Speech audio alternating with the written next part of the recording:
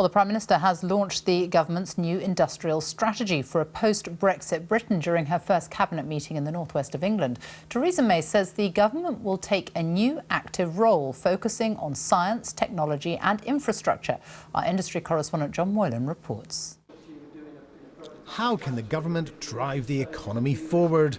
For the Business Secretary Greg Clark, places like this are part of the answer.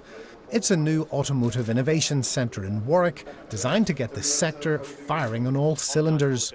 One of the big themes of our industrial strategy is to build on our great successes, but also to help make sure that we drive growth in all parts of the country.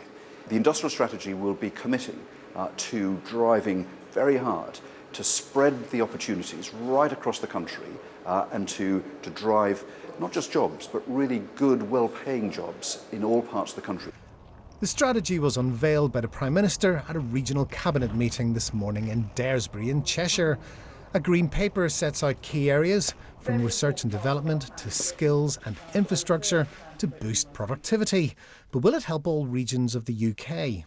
We need an industrial strategy that combines hard and soft infrastructure. So we desperately need the transport spending that government's talked about, yet to deliver. But we also need to see skills strategies. We need to see education right back to early years if we're going to really make sure that the northern economy can flourish. The strategy will play to our strengths, backing areas like battery technology and life sciences. Other sectors will also be able to strike deals for government support. Over the years, governments of all shades have blown hot and cold over whether we need an industrial strategy or not. Well, the big test of this plan is whether it can get the economy firing on all cylinders as we prepare to leave the EU. This high-tech auto firm in Berkshire makes gearboxes for racing cars. Its boss wants any strategy to deliver certainty for the long term. We invest millions of pounds a year into people, into training, into the expertise we need, into technology, into the machinery. We're looking for some degree of certainty that the environment we operate in is going to be some stability for it right through. So we know if we make the investment, we know that we can get a return on that investment because things aren't going to change around it. £4.7 billion of funding announced last autumn will back the plan, and there's new money to boost skills in science, technology and maths education.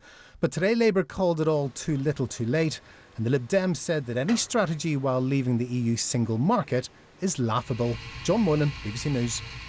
Our political correspondent Eleanor Garnier is in Cheshire. Just put this in context, how important is this going to be for the government? Well, of course, the biggest challenge in Theresa May's inbox is Brexit.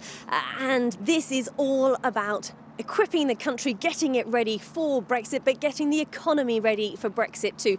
And that means improving productivity and boosting skills up and down the country. And that's why Theresa May has come here to this SciTech campus near Warrington to emphasise the importance of regional development, but also to highlight her government's commitment to investing in places like the north of England and the Midlands too.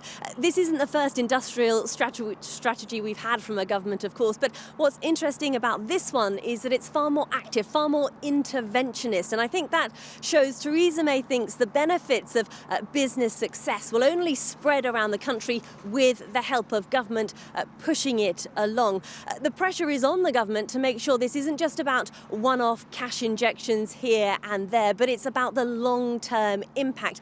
And of course, to make sure that those new skills are developed in time, ready for life outside the EU.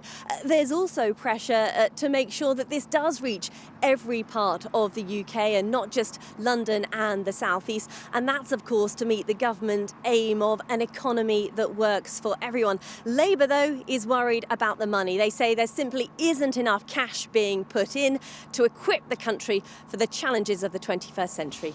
Eleanor, thank you.